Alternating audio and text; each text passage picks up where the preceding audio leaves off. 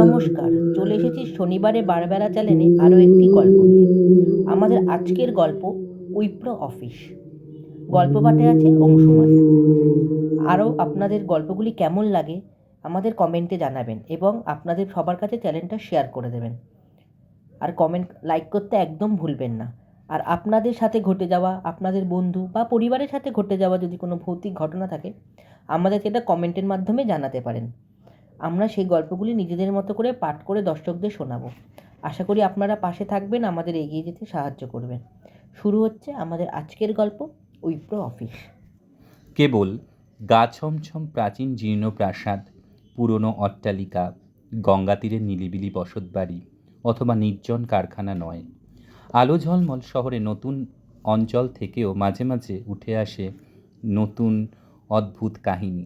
ঝকঝকে পথঘাট, গগনচুম্বী আধুনিক সব চোখ ধাঁধানো বহুতল, দিন রাত দ্রুতগামী যানবাহনের চলাচল, 24 ঘন্টা ব্যস্ত নানা অফিস। কলকাতার সফটওয়্যার কোম্পানিগুলির পছন্দের জায়গা সল্টলেক সেক্টর 5। সুপরিকল্পিত নকশার ছিমছাম এই অঞ্চল পৃথিবীর আর পাঁচটা অত্যাধুনিক শহরের মতনই সুবিশাল পথঘাট, আলোকসজ্জা, নাগরিক স্বাচ্ছন্দ্যের ভরপুর। আর এখানেই মাথা তুলে দাঁড়িয়ে নয়নাভিরাম স্থাপত্যের উইপ্রো বিল্ডিং। ভারতীয় নাম করা মাল্টিন্যাশনাল কোম্পানি আইটি কোম্পানির উইপ্রো লিমিটেড এর কলকাতার অফিস। মহানগরীর নবীনতম ভুতুড়ে বাড়ির তকমা আপাতত এরই দখলে। কোম্পানিতে নতুন জয়েন করেছিল অনুরিমা।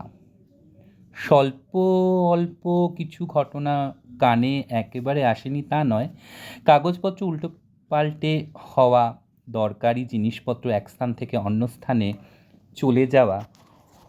অরুণিমা এর আগে ব্যাঙ্গালোরের 4 বছর এমনি এক আইটি কোম্পানিতে চাকরি করেছে।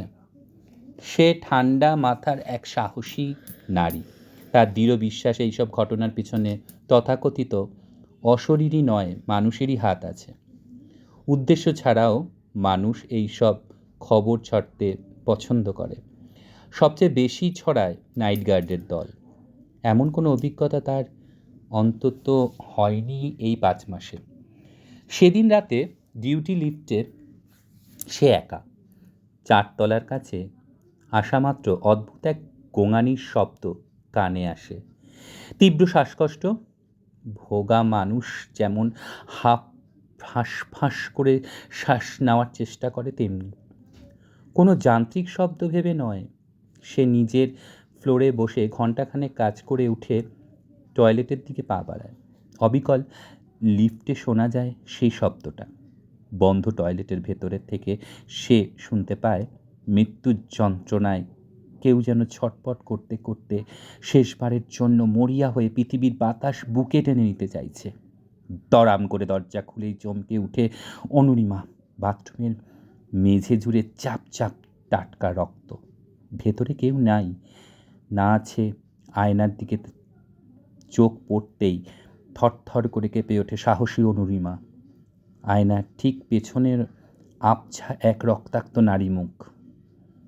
সেই মুখ এতটাই ক্ষতবিক্ষত, এতটাই ভয়াবহ যে অনুরিমা সহ্য করতে পারে না। কোনো ক্রমে ছুটে টয়লেট থেকে বেরিয়ে বাইরে হইচই জুড়ে দেয়। নিরাপত্তারক্ষীরা এবং নাইট গার্ডরা ছুটে আসে। তন্ন তন্ন করে খোঁজা হয়। কোথাও কোনো অস্বাভাবিকতা নেই। টয়লেট বরাবরের মতনই পরিচ্ছন্ন। অসুস্থ বোধ করতে থাকে অনুরিমা। হ্যালুসিনেশন বা নিছক চোখের ভুল বলে মনে করাতে কষ্ট হচ্ছে তার। এই অফিসের অভিজ্ঞতা কর্মচারীরা জানেন। প্রতিটি নিরাপত্তারক্ষীরাও এবং রাতের পাহারাদাররাও এখানে সব ঘটনা অস্বাভাবিক কিছু নয়, বরং প্রত্যেকটা নাইট গার্ড রাতের ডিউটিতে থাকা কর্মীদের ভয়াবহ কিছু না কিছু অভিজ্ঞতা আছেই। হাড় হিম করা চিৎকার, নারীকণ্ঠের কান্না, গোঙানি, আবছা ছায়ামূর্তি, উদ্দেশ্যহীন হাঁটাচলা, রক্তাক্ত অবয়ব এমনি হঠাৎ হাজির হয়, বুকে কাঁপন ধরিয়ে মিলিয়ে যায়। টেবিলের কাগজপত্র ঘাটাঘাটি করা, টেবিল থেকে ফাইল হাপিস করে অন্য কোথাও ফেলে দেওয়া, দরকারি কাগজপত্র ফাইল মেঝেতে ছড়িয়ে ছিটিয়ে ফেলে রাখা তাদের কীর্তি।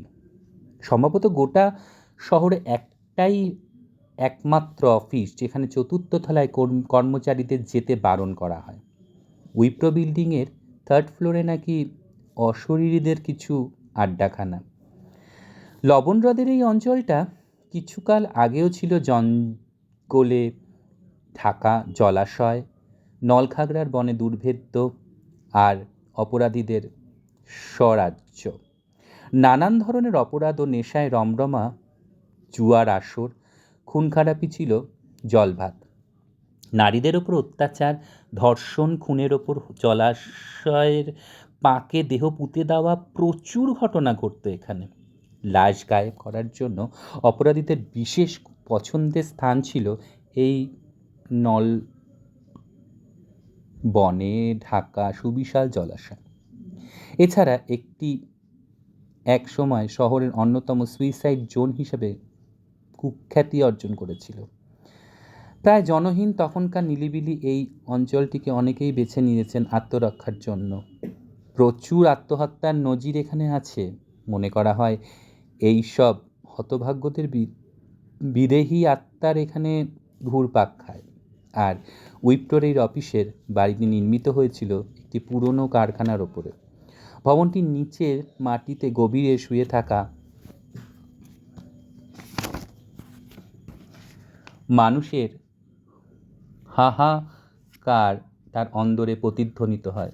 গভীর রাতে সামনে বিশাল রক্তপথের বুক চিরে উল্কার গতিতে ছুটে যাওয়া গাড়ির কোনো যাত্রীর চোখে নাকি পড়ে উইপ্রোর বিল্ডিংয়ের সামনে এক মধ্যরাতের একাকী স্থির হয়ে দাঁড়িয়ে আছে সাদা শাড়ি পরা এক নারী। ঘটনা সত্যি মিথ্যে মিলেমিশে এক মায়াবী রহস্য নিয়ে মহানগরের আলো ঝলমলে আধুনিক এই অঞ্চলে দাঁড়িয়ে থাকে অতিকার উইপ্রো বিল্ডিং, মহানগরের সবশেষ হ্যাটেন প্লেস।